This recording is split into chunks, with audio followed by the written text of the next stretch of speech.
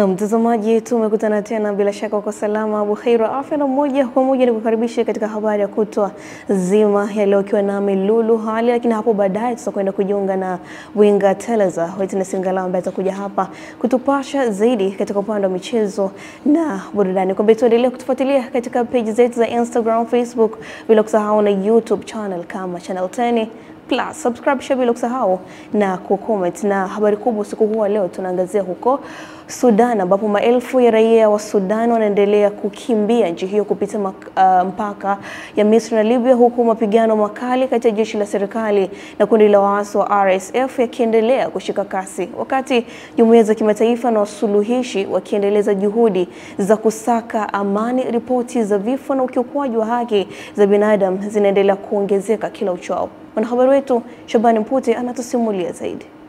Taarifa ya shirika la afya duniani WHO imesema takriban watu 40 wameuawa baada ya shambulizi lililofanywa Jumamosi iliyopita katika hospitali ya Al-Mudrat magharibi mwa Kordofan, huku miongoni mwa waliouawa ni watoto 6 na wahudumu wa afya 5, na kufanya hospitali hiyo kuharibiwa vibaya.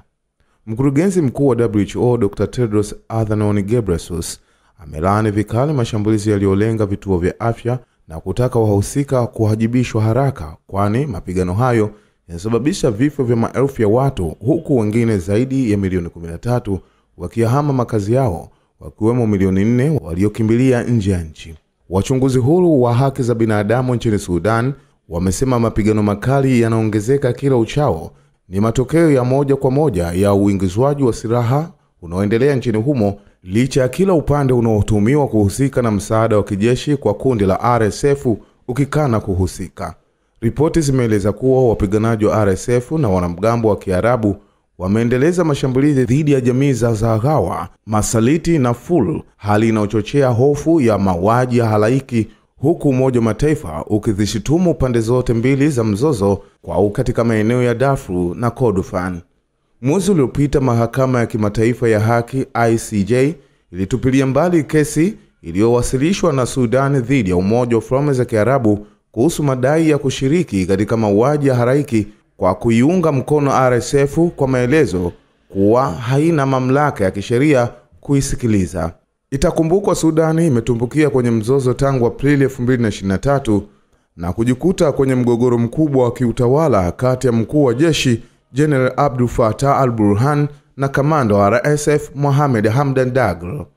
Shabani Mpute, Channel 10 Plus. Tume ya kudhibiti ukimwi Tanzania TACAIDS imesema maambukizi mapya ya VVU yamepungua hadi kufikia watu 60,000 kwa mwaka wa 2023-2024 kutoka watu 72,000 kwa mwaka 2016 hadi mwaka 2017, ikieleza kuwa ni jitihada za serikali na wadau, ingawa vijana bado wanaongoza kwa maambukizi mapya. Kutoka jijini Dodoma, mwandishi wetu Roda Simba ana taarifa zaidi.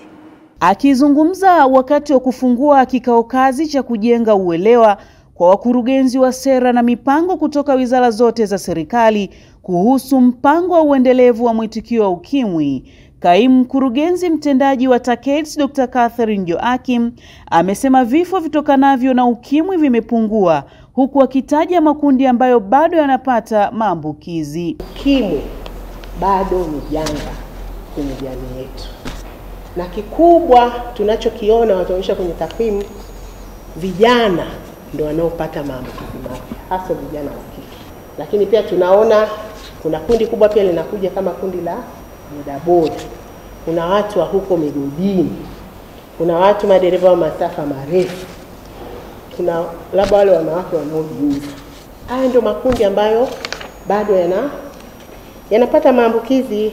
Dr. Catherine amesema Tanzania inafanya vizuri katika mapambano dhidi ya ukimwi na inaendelea kujipima katika maeneo matatu muhimu ambayo ni kupunguza maambukizi mapya, vifo na unyanyapaa kwa watu wanaoishi na VVU. Mwaka jana tulianza kuandaa hii roadmap, lakini ukiangalia katika framework ya kimataifa, shirika la Umoja wa Mataifa la kuratibu masuala ya ukimwi UNAIDS walitoa kama mwongozo ambao nchi zote inatakiwa izingatie.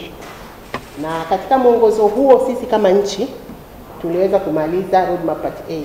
Naye mkurugenzi wa mipango, utafiti na ubunifu Kutoka TACAIDS, Godfrey Godwin akaelezea mkakati madhubuti wa tume hiyo katika kuhakikisha upatikanaji wa huduma hata iwapo wadau wa maendeleo watajiondoa katika ufadhili. Kwa kuwa mwenendo wa utoaji wa fedha hizi za matukio UKIMWI zimekuwa zikipungua mwaka hadi mwaka, serikali kwa kushirikiana na wadau iliona ni vema tukaandaa mpango ambao kwa Kiingereza tunasema roadmap, ambayo itatusaidia kwanza kutambua mahitaji yetu ili kuona gap lililopo, ili tuweke mikakati itakayotusaidia kuwa na mwendelezo wa utekelezaji wa shughuli zetu, hata kama wadau wanaotusaidia watapunguza sana au wataondoka kabisa. Kutoka Dodoma, Roda Simba, Channel 10. Jeshi la polisi nchini limesema hali iko tayari kuona vitendo vya ukatili wa kijinsia vikiendelea kufanyika, ikiwemo ukeketaji na mila zilizopitwa na wakati ambazo zimekuwa sehemu ya maumivu kwa makundi mbalimbali. Musa Makali anaripoti zaidi kutoka Mara. Ni katika uzinduzi wa jengo la dawati la jinsia na watoto hapa wilayani Tarime mkoani Mara. Mgeni rasmi ni mkuu wa jeshi la polisi hapa nchini, Camillus Wambura. Kwanza anapokea taarifa ya matukio ya vitendo vya ukatili mkoa wa kipolisi Tarime Rorya na hapa nchini kwa ujumla. Inaonyesha kuwa jumla ya makosa 375 yameripotiwa ikilinganishwa na makosa 364 yaliyoripotiwa kipindi kama hicho mwaka uliopita, sawasawa na upungufu wa makosa 11 ambao ni sawa na 2.9. Pia matukio ya unyanyasaji dhidi ya watoto yaliripotiwa kwa mwaka 2020 yalikuwa 15474 ukilinganisha na 15301 kwa mwaka 2023. Na hapa zinawekwa bayana gharama za ujenzi wa jengo hili la dawati la jinsia hapa wilayani Tarime, ambalo limejengwa kwa ufadhili wa UNFPA na TGNP, huku wananchi nao haukusita kuzungumzia uwepo wa jengo hili. Imegharimu shilingi milioni 300, na hii milioni 300, milioni 232 ni ujenzi wote wa kukamilisha mpaka hapo lilipofikia kwenye kupunguza na kuondoa ukatili wa kijinsia kabisa. Hivyo madawati haya yaliyoboreshwa yatafanya zaidi ya kupokea kesi, bali kutoa elimu. Hiyo migogoro inakutana nayo kwenye mitaa yetu na kimsingi inatupa changamoto. Suluhisho itakuwa ni jengo hili. Huduma itakayotolewa hapa isiwe na upendeleo wote. Ikiwa mtu ametenda kosa, basi sheria ichukue mkondo wake. Kisha ikafuata maelekezo ya mkuu wa jeshi la polisi hapa nchini, Camillus Wambura, kwa wale wanaojihusisha na vitendo vya ukatili wa kijinsia ikiwemo ukeketaji. Mila hii yenye madhara kwa watoto wa kike haina nafasi katika jamii ya leo. Sisi kama jeshi la polisi tumeazimia kupambana nayo kisheria, kielimu na kijamii hadi ifutike kabisa, kubaini wahusika, kuwaleta wahanga na kujitokeza mbele kupinga mila hizi zilizokwisha pitwa na wakati. Pili ni kutambua na kusema hapa kuwa mwanaume na mwanamke, kutambua kuwa jengo hili ni kwa ajili ya wote. Mwanaume naye ana haki ya kulindwa, kusikilizwa na kupewa heshima. Kutoka hapa wilayani Tarime mkoani Mara, jina langu ni Musa Makali na hii ni Channel 10 Plus. Rais wa Urusi Vladimir Putin ameahidi kuiunga mkono Iran kufuatia mashambulizi dhidi ya taifa hilo yanayofanywa na Marekani na Israel. Mwanahabari wetu Kisa Mwapiana anatueleza. Urusi imetoa ahadi hiyo baada ya waziri wa mambo ya nje wa Iran Abbas Araghchi kufanya ziara fupi nchini humo na kukutana kwa mazungumzo na Putin. Ingawa haijawa wazi ni msaada wa aina gani Urusi itakaotoa kwa Iran, ikiwa msemaji wa ikulu ya Kremlin Dmitry Peskov amesema kitakachotolewa kitategemea na ombi la jamhuri hiyo ya Kiislamu. Kwa upande wake, Urusi imependekeza kujitolea kuwa mpatanishi wa mgogoro unaoendelea Mashariki ya Kati mara baada ya Marekani kushambulia vinu vitatu vya nyuklia nchini Iran. Habari zinasema Iran imekuwa ikiipa silaha Moscow katika vita vyake vinavyoendelea na Ukraine, na mataifa hayo mawili ni washirika wakubwa wa kimkakati. Kando ya mazungumzo yake na Abbas Araghchi, Rais Putin amezungumza na waziri mkuu wa Iraq, Mohamed al-Sudan, kuhusu mgogoro huo wa Mashariki ya Kati. Mimi ni Kisa Mwipiana wa Channel 10+. Wanawake zaidi ya 700 kutoka taasisi ya wanawake wa Samia mkoa wa Pwani wameanza mafunzo ya kuzifupi ujuzi wa fani mbalimbali katika chuo cha ufundi stadi VETA Kongoe mkoani Pwani. Margaret Malisa anaundani na taarifa hii. Mafunzo hayo yamefunguliwa na mkuu wa wilaya Kibaha Mheshimiwa Nixon Simon, ambaye pamoja na mambo mengine amewataka wanawake na Samia kushiriki kikamilifu ili ujuzi watakaoupata uweze kuwasaidia kibiashara na kuinuka kiuchumi. Dr. Samia Suluhu Hassan ametupa maelekezo ya kutoa mikopo, lakini aliona kwamba mikopo hii pia haifanyi vizuri kwa sababu watu wengi hawajaandaliwa. Ameleta programu ya mafunzo bure kuandaa wanawake na kina mama, alafu akishakuwa tayari sisi sasa tutakusaidia kuwapatia mikopo. Katika eneo la mafunzo yetu yanaendeshwa katika mfumo ambao tunauita competence based training, ambao sana sana tunafanya vitendo zaidi kuliko maneno. Kama mtakuwa mnatengeneza batiki au hiyo tie and dye, mwalimu maana yake atakuwa anafanya kwa vitendo. Anachukua kitambaa anawaonyesha kutengeneza maua mbalimbali na baadaye kuingiza kwenye maji kwa ajili ya kutoa ili upate kile kitu ambacho kitakusaidia. Na hata kwenye kutengeneza sabuni pia ni hivyo hivyo. Mwenyekiti wa wanawake na Samia mkoa wa Pwani Bi Margaret Shega pamoja na mambo mengine amemshukuru Rais Samia Suluhu Hassan kwa kutoa fursa hiyo ili wanawake waweze kuinuka kiuchumi. Na kwa namna ya pekee kabisa kumshukuru sana mama yetu Mheshimiwa Dr. Samia Suluhu Hassan, Rais wa Jamhuri ya Muungano wa Tanzania, bila kumsahau muasisi wetu Mheshimiwa Rosemary Staksenyamule, mkuu wa mkoa wa Dodoma, kwa nafasi hii adhimu sana aliyotupatia akina mama kushiriki mafunzo ya ufundi stadi na ujasiriamali kupitia vituo vya VETA nchini. Shukrani nyingi zimwendee vile vile Bwana Anthony Kasore, mkurugenzi mkuu VETA makao makuu, kwa kuruhusu mafunzo haya kufanyika katika vituo vyote vya VETA nchini. Margaret Malisa, Channel 10. Na mtazamaji, serikali ya wanafunzi chuo kikuu cha Dodoma imeanzisha mfuko ufadhili wa masomo kwa wanafunzi wenye uhitaji kupitia uwekezaji wa hati fungani katika Benki Kuu ya Tanzania BOT kwa kuweka bondi yenye thamani ya shilingi milioni 100, ambapo wana lengo la kutatua changamoto mbalimbali za kiuchumi zinazowakabili wanafunzi hao. Taarifa zaidi na Mani Mbalo kutoka Dodoma anatueleza. Uzinduzi wa mfuko huo unaotambulika kama Udoso Scholarship Fund umefanywa na Katibu Mkuu Wizara ya Elimu, Sayansi na Teknolojia Profesa Caroline Nombo, ambaye ametoa wito kwa taasisi nyingine za elimu nchini kujenga mfumo imara ya kusaidia wanafunzi kwa kutumia ubunifu, ushirikiano na matumizi sahihi ya rasilimali. Kila mwaka wanafunzi 11 watakuwa wanaguswa na fadhila hii mlioifanya. Huu ni uwekezaji wa muda mrefu kwa kizazi cha viongozi, wataalamu na wanasayansi na wabunifu wetu wa kesho. Huenda huyu mtakayemgusa asingeweza kupata elimu yake.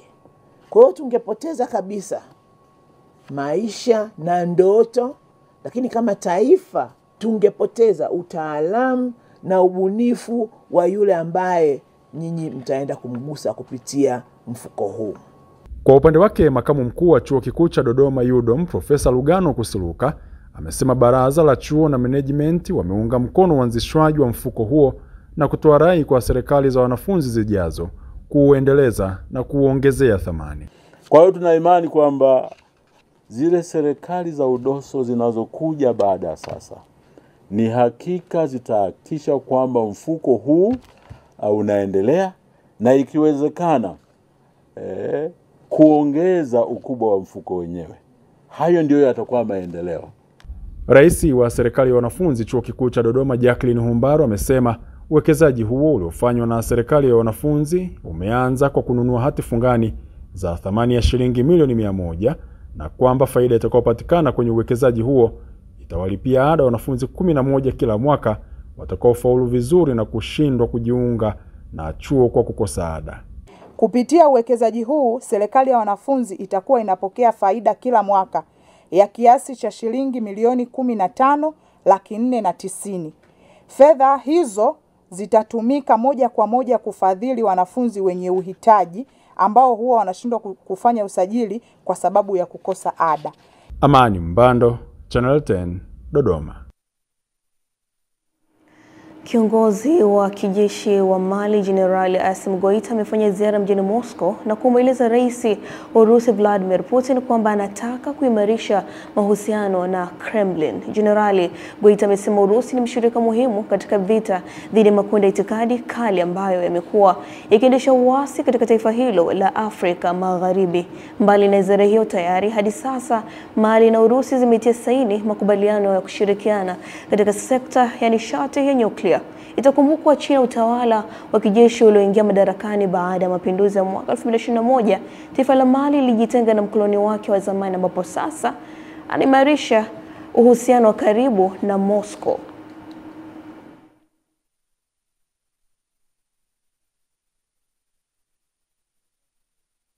Taasisi na mashirika wametakiwa kuendelea kudumisha uzalendo na kuzingatia tunu kitaifa na kimataifa ili Tanzania iweze kuongeza fursa za uwekezaji na kibiashara. Taarifa zaidi na Raki Pingu anatueleza. Wito huo unatolewa katika kikao cha 5 cha viongozi na wajumbe wa taasisi ya Tanzania Brand Initiative kinachowakutanisha wanachama kutoka mikoa mbalimbali nchini, ambapo mgeni rasmi kwenye ufunguzi ni mkuu wa mkoa wa Tanga Balozi Dr. Batilda Buriani, anayewasisitiza juu ya kuwa wazalendo. Hakuna taifa zaidi ya sisi wenyewe ambayo tunajua utu na uzalendo na tunajua ubinadamu, kwa sababu usasa unaweza kutufanya tukatoka kwenye reli, lakini kule tulikotoka, tumetoka, mababu zetu wametuachia urithi wa utamaduni wa hisani, kufanyana hisani, utamaduni wa ukarimu. Katika kutekeleza umoja na ushirikiano unaopelekea maendeleo kwa upatikanaji fursa mbalimbali, hapo unaelezwa mchango wa vikao hivyo katika kuongeza pato la eneo husika. Kama ilivyo kauli mbiu yetu, utaifa na uzalendo, lazima tuhakikishe tunasisitizana kwa nguvu zaidi. Ndio maana kila tunapokutana tunatembelea katika maeneo ya hifadhi mbalimbali zilizopo katika mkoa husika. Mwichague Tanga kwa sababu Tanga ina fursa. Maisha ya Tanga ni nafuu kuliko mkoa wote ndani ya Tanzania hii, chini ya usimamizi wa mama yetu Balozi Batilda Buriani. Pasipokuwa na watu wenye mioyo hiyo, hatutaijenga, hatutaitangaza, na katika kuitangaza huko ndipo tutatengeneza vizazi ambavyo vitakuwa sahihi. Kutoka Tanga, Raki Pingu, Channel 10+. Huko jijini Dodoma, serikali imefafanua kwa deni la taifa limegawanyika katika sehemu mbili ambazo ni deni la serikali na deni la sekta binafsi ambazo zinakopa ndani na nje ya nchi. Hivyo wananchi hawapaswi kuwa na wasiwasi wa kuongezeka kwake, badala yake wafanye tathmini ya matumizi ya fedha zinazokopwa kwenye utekelezaji wa miradi ya maendeleo na faida zake kwa taifa. Amani Mbando anatueleza. Ufafanuzi wa serikali umetolewa bungeni jijini Dodoma na Waziri wa Fedha Dr. Mwigulu Nchemba wakati akihitimisha mjadala wa bajeti kuu ya serikali kwa mwaka ujao 2025-26, ambapo amesisitiza kuwa mijadala ya wananchi na wanasiasa haipaswi kujielekeza kwenye ongezeko la deni pekee, bali katika manufaa ya fedha hizo. Yaani tukubaliane, je, ulikuwa uamuzi sahihi kuchukua fedha hiyo na kujenga barabara? Ili uchumi utakaochochewa kutokana na barabara uweze kulipa deni lile. Haya ndo mambo tunatakiwa tuyalinganishe. Tusihangaike kulinganisha namba kwamba mwaka huu deni lilikuwa hili na mwaka huu deni liko hivi. Tulinganishe kama miradi ile tulikuwa tunahitaji au hatukuwa tunahitaji. Asiyejua mambo haya huwa wanaenda kuwatisha watoto kwamba hata wewe uliye mdogo unadaiwa hiki. Mheshimiwa Spika, hili ni jambo la mapato ya serikali. Ameongeza kuwa serikali ya Tanzania imekuwa ikikopa tangu mwaka 1963 na mara zote huelekeza fedha hizo katika utekelezaji wa miradi ya maendeleo kwenye sekta mbalimbali ikiwamo elimu, miundombinu, nishati, mawasiliano, afya na mingineyo, huku waziri wa nchi ofisi ya Rais mipango na uwekezaji Profesa Kitila Mkumbo akieleza namna serikali ilivyopiga hatua katika eneo la uwekezaji. Na hivi tunavyoongea fedha kwa ajili ya kipande cha 5 kinachokwenda Mwanza zimeshakuja, fedha ambazo zitatumika kwa ajili ya kipande cha 6 zimeshakuja, fedha ambazo zitatumika kipande cha 7 zimeshakuja, na tunakamilisha fedha za kipande cha 3 na cha 4. Maana yake Tanzania itakuwa imekamilisha ujenzi wa reli kuanzia Dar es Salaam na matawi yake, tawi linalokwenda upande wa Kigoma na baadaye kwenda Burundi na DRC. Tunasifika duniani kwa kutumia fedha zetu kwa ajili ya kuwekeza katika rasilimali ya kudumu katika mali ya taifa yenye thamani kuliko zote, ambayo ni watu wake. Rasilimali kubwa tulionayo kama nchi ni watu wetu, na serikali miaka yote imeendelea kuhakikisha kwamba tunawekeza. Kwa upande wake, naibu waziri ofisi ya Rais mipango na uwekezaji Stanislaus Nyongo ameeleza vipaumbele vya serikali katika kutekeleza dira mpya ijayo ya 2025-2050. Tutoke tulipokuwa tukizalisha kupata pato la taifa la bilioni 85 dola za Kimarekani, na tunakwenda kwenye ile dira mpya ya mwaka 2050. Tunataka pato la taifa letu lifikie kiwango cha dola trilioni 1. Bajeti yetu hii ambayo tunaenda kuipitisha sasa kwa asilimia kubwa sana inahitaji mapato ya ndani. Tushirikiane kuendelea kutoa elimu kama ambavyo tumeanza huko nyuma, ili kusudi watu walipe kodi kwa hiari, kwa sababu kodi yetu ndiyo maendeleo yetu. Amani Mbando, Channel 10, Dodoma. Wimbi la joto kali linaloweza kutishia maisha ya watu limekumba sehemu kubwa ya mashariki mwa Marekani na huenda likaathiri karibu watu milioni 160. Wimbi la kwanza la joto kali limeshuhudiwa mwishoni mwa juma lililopita huko Marekani, huku mamlaka zikitoa tahadhari za kiafya, hali inayotabiriwa kushuhudiwa hadi siku ya Jumatano katika miji ya Washington, Baltimore, Philadelphia, New York City na Boston. Hali ya hewa inatarajiwa kufikia nyuzi joto 39 katika kipimo cha Celsius huko New York. Huku meya wa New York Eric Adams amesema hali hiyo ya joto kali inatarajiwa kusababisha usumbufu mkubwa kwa wakazi, huku akiongeza kuwa kila mwaka joto hugharimu maisha ya watu 500 katika jiji hilo lenye watu milioni 8.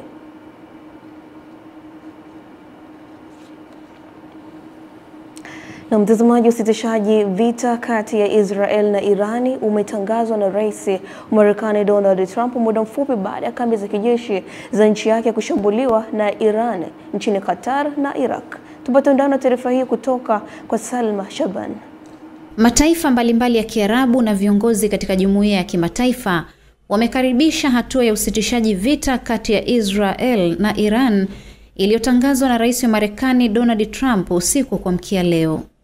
Misri, Saudi Arabia na Jordan zimeipongeza hatua hiyo, huku Misri ikisema itaendelea na juhudi zake za kidiplomasia na washirika kudumisha usitishaji huo wa mapigano. Hata hivyo, waziri wa ulinzi wa Israel Katz amesema kwamba Iran imekiuka kabisa usitishaji huo wa vita kwa kufyatua makombora muda mfupi baada ya kuanza kwa utekelezaji wa mpango huo, ingawa upande wa Iran imekanusha tuhuma hizo za Israel. Miongoni mwa picha mjongeo zinazosambaa mtandaoni zinaonyesha sauti ya milipuko na ving'ora kwenye eneo zima la kaskazini mwa Israeli leo asubuhi baada ya nchi zote mbili kukubali mpango wa kusitisha vita vilivyodumu siku 12. Waziri wa ulinzi wa Israel amesema ameliagiza jeshi kuanza upya mashambulio dhidi ya majengo ya jeshi na serikali ya Iran. Hata hivyo, makubaliano ya usitishwaji wa vita yametangazwa saa chache siku ya jana baada ya Iran kufanya mashambulizi ya kulipiza kisasi dhidi ya kambi za jeshi la Marekani huko Qatar na Iraki. Mimi ni Salma Shabani. Hii ni Channel 10 Plus. Serikali imeidhinisha kiasi cha fedha zaidi ya shilingi bilioni 50 kwa ajili ya ujenzi wa barabara ya Ikwiriri Mkongo iliyopo wilaya ya Rufiji mkoani Pwani kwa kiwango cha lami, ambapo barabara hiyo ina urefu wa kilomita 27. Taarifa ya Marieta Msembele kutoka Rufiji Pwani inafafanua zaidi.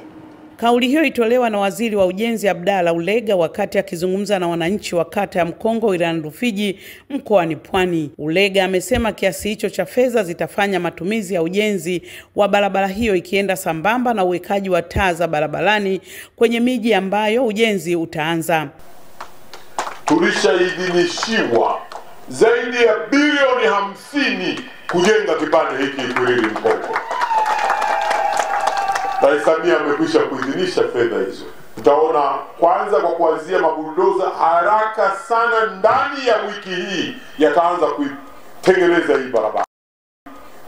hii barabara. Kwa upande wake mbunge wa jimbo la Rufiji ambaye ni waziri wa nchi ofisi ya Rais TAMISEMI Mohamed Mchengerwa alitoa agizo kwa mkurugenzi wa halmashauri ya mji Rufiji kuhakikisha anapeleka wataalamu wa mipango miji katika kata ya Mkongo kwa ajili ya kuweka mpangilio na usahihi wa makazi kwa wananchi. Na mwelekeza mkurugenzi wa halmashauri ya mji kuleta wataalamu wa mipango miji kuja kuandaa mpango wa mji huu, vijiji vyote vya kata hii ya Mkongo. Mheshimiwa Waziri, kazi ambayo mimi mkuu wa wilaya na timu yangu tunaifanya ni kumsaidia Mheshimiwa Rais kazi, hasa kwenye kutatua kero za wananchi ambazo ziko kwenye uwezo wetu. Kwa upande wa Mkongo tu peke yake, katika kipindi hiki cha miaka tu 5 tumeweza kupokea zaidi ya shilingi bilioni 1.2 kwa ajili ya shughuli mbalimbali za utekelezaji wa miradi ya maendeleo. Nao baadhi ya wananchi wamesema kukamilika kwa barabara hiyo kutawapunguzia gharama za usafiri kutoka Mkongo hadi Ikwiriri, na hapa wanasema nashukuru kwa pesa zilizoletwa kwa kujenga barabara. Itatusaidia sisi wote pamoja na vijana wetu wote, na mashule kama hivi imejengwa, watoto wetu wanapata maendeleo ya kusoma bila matatizo. Kusaidia kwa barabara ikishakuwa imetengenezwa, watoto wetu wajukuu zetu na sisi wenyewe tutakuwa tunapita humo. Yaani hiyo ni msaada mmoja hapo, tunashukuru. Nikiripoti kutoka Rufiji mkoani Pwani ni Marieta Msembele wa Channel 10. Na mtazamaji, mara baada ya taarifa hiyo, na sasa tukapate mapumziko mafupi. Tukirejea tutaendelea mbele zaidi, na hasa tukija kuangazia upande wa habari za biashara. Mimi ni Lulu Ali na hii ni Channel 10 Plus. Baki nasi.